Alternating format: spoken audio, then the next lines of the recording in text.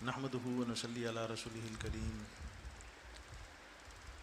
اما بعد۔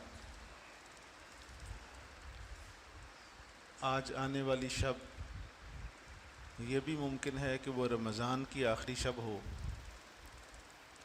اور یہ بھی ممکن ہے کہ وہ شب عید ہو، مگر زیادہ امکان یہ ہے کہ وہ رمضان کی آخری شب ہی ہوگی، عید الفطر جمعہ کے دن ہوگی۔ لیکن امکان بہرحال ابھی تک دونوں ہیں۔ اگر رمضان کی آخری شب ہے تو بھی بڑی فضیلت والی، اور اگر یہ عید کی شب ہے تو بھی اس کی بڑی فضیلت جناب نبی کریم صلی اللہ علیہ وآلہ وسلم نے بیان فرمائی۔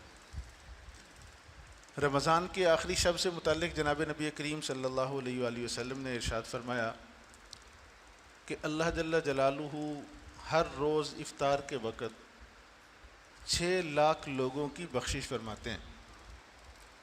فرمایا پھر اس پہلی شب سے لے کر آخری شب تک جتنے لوگوں کی اللہ تعالیٰ بخشش فرما چکے ہوتے ہیں، آخری شب میں، اکیلی آخری شب میں اس پوری تعداد کی بخشش فرماتے ہیں۔ اگر 6 لاکھ روزانہ کے ہوں اور 29 کے ساتھ ضرب کھائے تو 2.25 کروڑ لوگ بنتے ہیں، 1,74,00,000 کے قریب۔ تو اس ایک رات میں اتنے لوگوں کی اللہ جل جلالہ بخشش فرماتے ہیں۔ اور دوسری روایت میں جناب نبی کریم صلی اللہ علیہ وآلہ وسلم نے 10 لاکھ لوگوں کا بھی فرمایا کہ ہر روز اللہ جل جلالہ 10 لاکھ لوگوں کی بخشش فرماتے ہیں۔ اور اس آخری شب میں، شب رمضان میں، اتنے لوگوں کی بخشش فرماتے ہیں جتنا پورے رمضان میں بخشش فرما چکے ہوتے ہیں، وہ اس سے بھی کہیں تعداد زیادہ بنتی ہے۔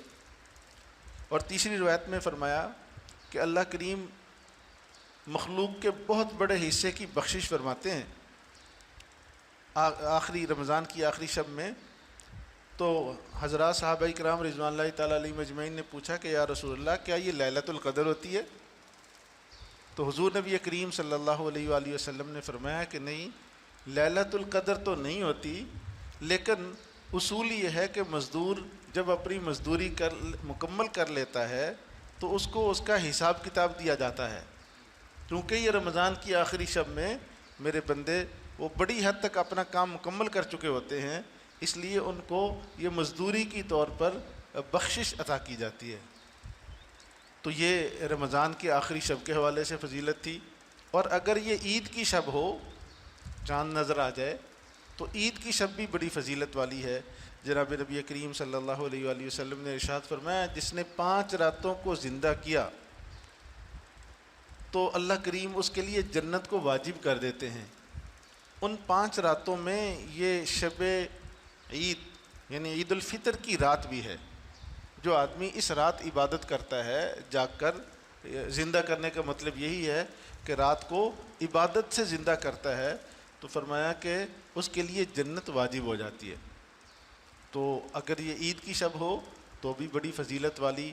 عام طور پر ہوتا یہ ہے کہ رمضان تک تو ٹھیک، لیکن جب عید کی شب آتی ہے تو وہ ایک رات میں ہمارا طبقہ کبھی سیر سپاٹے کے لیے، کبھی بازاروں میں گھومنے کے لیے، کبھی ہوٹلنگ کے لیے جاتا ہے۔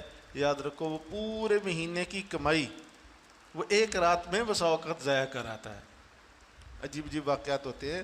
تو لیکن یہ عید تک، عید کی نماز پڑھنے تک ایک تسلسل چل رہا ہوتا ہے اللہ تعالیٰ کی رحمت کا۔ عید کی نماز تک یہ اللہ کے انعامات کی برسات رہتی ہے۔ تو اس لیے اگر آج کی آنے والی رات رمضان کی آخری شب ہو تو بھی اس کی بڑی قدر کی ضرورت ہے، اور اگر یہ عید کی شب ہو تو بھی بڑے اہتمام سے نماز عشاء جماعت کے ساتھ ادا کریں، صبح کی نماز فجر باجماعت ادا کریں، جیسے رمضان میں الحمدللہ ابھی تک توفیق آباد ہوتی ہے صبح مسجد، تو اس طرح عید کے دن بھی صبح نماز فجر باجماعت ادا کرنا چاہیے۔ اس کا بڑا اہتمام کرنا چاہیے۔ اللہ مجھے اور آپ کو توفیق عمل نصیب فرمائے۔